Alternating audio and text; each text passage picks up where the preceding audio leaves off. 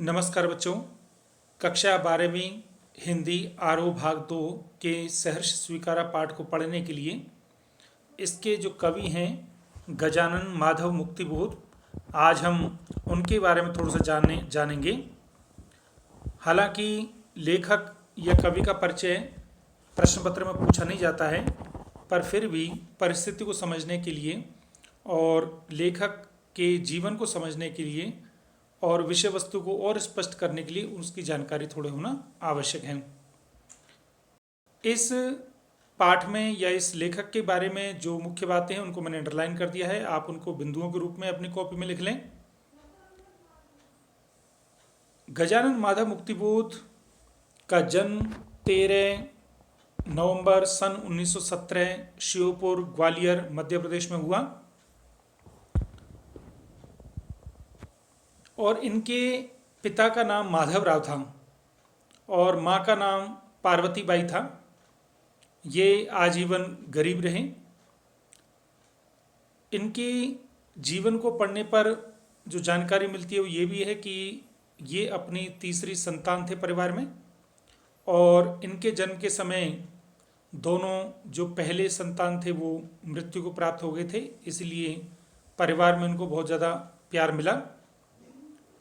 इनके पिता इंस्पेक्टर थे और बहुत ही न्यायशील, न्यायनिष्ठ, कर्मनिष्ठ थे, इसलिए ऐसे पद पर होने के बावजूद भी उनके हाथ खाली रहे, क्योंकि वो वंशीधर की तरह से, नमक का दारोगा पाठ में जो वंशीधर है उसकी तरह से धर्मनिष्ठ और कर्मनिष्ठ थे। ये अध्यापक रहे और वामपंथी इनकी विचारधारा रही। शांताबाई से इनका विवाह हुआ और इनकी जो शादी थी वो माता पिता के विरुद्ध हुई थी।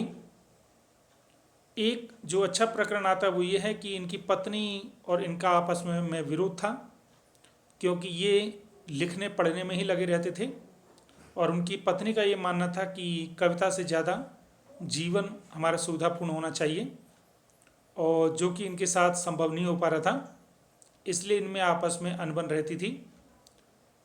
इन्होंने अपनी खुद की पढ़ाई की, काफ़ी मेहनत की और 1962 में इन्होंने एक पुस्तक लिखी थी।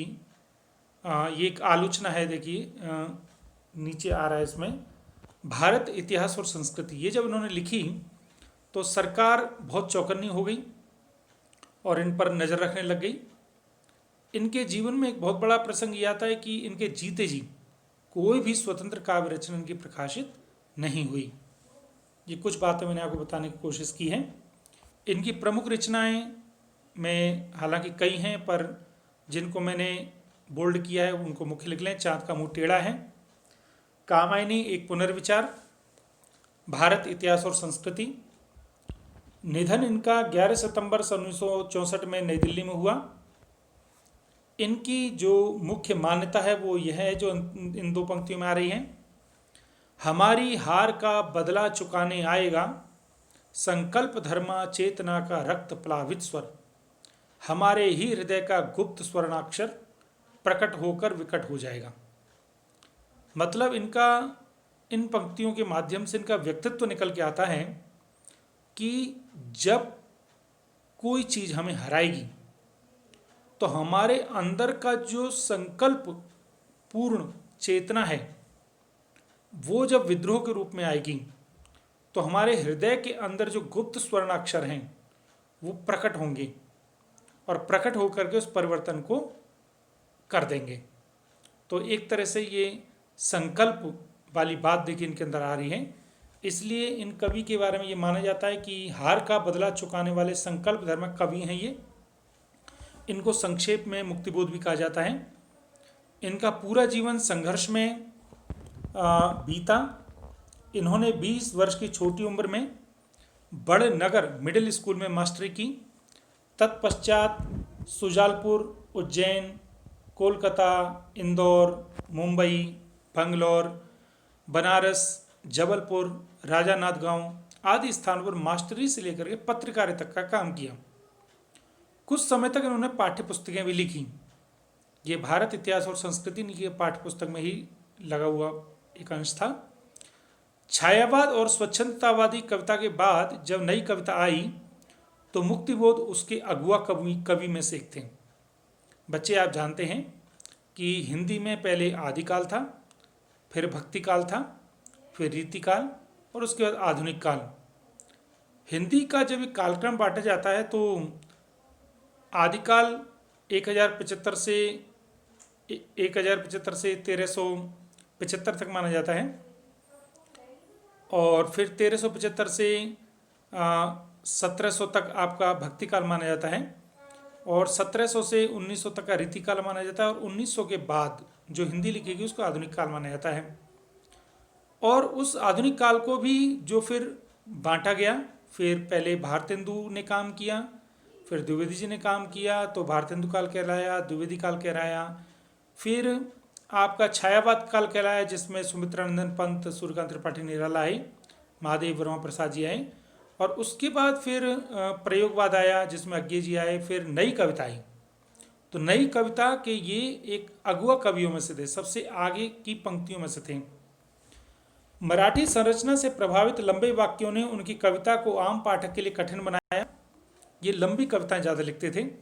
इनकी कविताएं अंधेरे में, जो कि लंबी कविता मानी जाती है, आप इसको इंटरनेट से भी प्राप्त कर सकते हैं, देख सकते हैं। लेकिन उनमें भावनात्मक और विचारात्मक ऊर्जा अटूट थी, जैसे कोई नैसर्गिक अंतः स्रोत हो जो कभी चुकता ही नहीं, बल्कि लगातार अधिक वेग और तीव्रता के साथ उमड़ता चला आता है। वे कहते हैं जैसे कि कोई नैसर्गिक स्रोत होता है, नैसर्गिक झरना होता है, वो बहता ही चला जाता है, वैसे इनके विचार और इनकी भावनाएं अटूट थी, जो कि कभी चुकती नहीं थी, मतलब रुकती नहीं थी, और वो ये जो वेग था वो आगे बढ़ता जाता था। यह ऊर्जा अनेकानेक कल्पना चित्रों और फैंटेसियों का आकार ग्रहण कर लेती है। फैंटेसी कहते हैं कल्पना, वैसे फैंटेसी का अर्थ इमेजिनेशन मतलब कल्पना होता है, स्वप्न लोक भी कह सकते हैं, देवा स्वप्न भी कह सकते हैं, पर यहाँ पर आप इसका अर्थ अद्भुत चित्रण ले सकते हैं कि वो जो कल्पना से चलते हैं अंत में वो अद्भुत चित्रण तक पहुँच जाती हैं। मुक्तिबोध की रचनात्मक ऊर्जा का एक बहुत बड़ा अंश और आलोचनात्मक लेखन और साहित्य संबंधित चिंतन में सक्रिय रहा। वे एक समर्थ पत्रकार भी थे। इसके अलावा राजनीतिक विषयों, अंतर्राष्ट्रीय परिदृश्य तथा देश की आर्थिक समस्याओं पर लगातार उन्होंने लिखा है।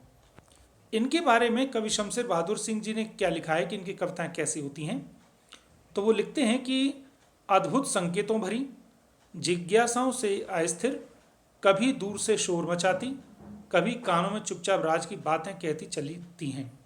हमारी बातें हमको सुनाती हैं, हम अपने को एकदम चकित होकर देखते हैं और पहले से अधिक पहचानने लगते हैं। अर्थात इनकी कविताओं को पढ़ने के बाद व्यक्ति अपने आप को ऐसा लगता है कि जैसे वो और जान गया है। मुक्तिबोध की कविताएं सामान्यतः बहुत लंबी होती हैं। उन्होंने जो भी अपेक्षाकृत छोटे आकार की कविताएं लिखी, उनमें से एक है सहर्ष स्वीकार है। अर्थात यह जो कविता है वह इनकी अपेक्षाकृत छोटी आकार की कविता है, जो कि भूरी भूरी खाक धूल से संकलित है। तो अब हम इस वीडियो को यहीं पर विराम देते हैं। अगला जो वीडियो में हम सहर्ष स्वीकारा है के अंश को पढ़ेंगे। धन्यवाद।